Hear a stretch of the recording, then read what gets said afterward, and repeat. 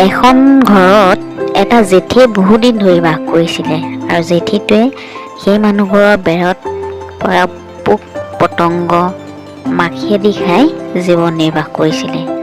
তেনেদৰে খাওঁতে খাওঁতে এদিন সি শকত হ'ল আৰু এনেকুৱা ধৰণে সি শকত হ'ল সি লৰচৰ কৰিব নোৱাৰা হ'ল। সি ভাবিলে যে সেই বাসস্থান ত্যাগ কৰি সি জংঘললৈ যাব। উপায়হীন হৈ তাৰ স্থান সলনি কৰাৰ কথা চিন্তা কৰি এদিন সি অন্য এঠাইলৈ গুচি গ'ল। সেই ঠাইতে এটা আহল বহল গাঁত খান্দি থকা যো-জা কৰিলে।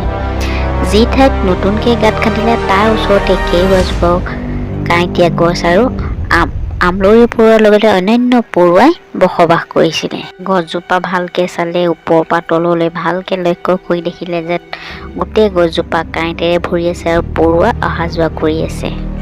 সি কাঁইটীয়া গছজোপাৰ ওপৰলৈ গৈ পৰুৱাবোৰৰ খোৱাৰ চিন্তা কৰি যেনে তেনে চুঁচৰি বাগৰি গৈ পৰুৱাবোৰ খোৱাৰ চেষ্টা কৰিছিল। এনেদৰে চুঁচৰি বাগৰি গৈ পৰুৱা খোৱাৰ চিন্তা কৰোঁতে কাঁইটে তাৰ গোটেই গাটো বিন্ধি তেজেৰে তুমৰতি কৰি দিলে। কোনোমতে চুঁচৰি যাওঁতে পৰুৱাবোৰে তেজৰ গোন্ধ পাই তাৰ শৰীৰত বহি কামুৰি কামুৰি শুহিবলৈ ধৰিলে।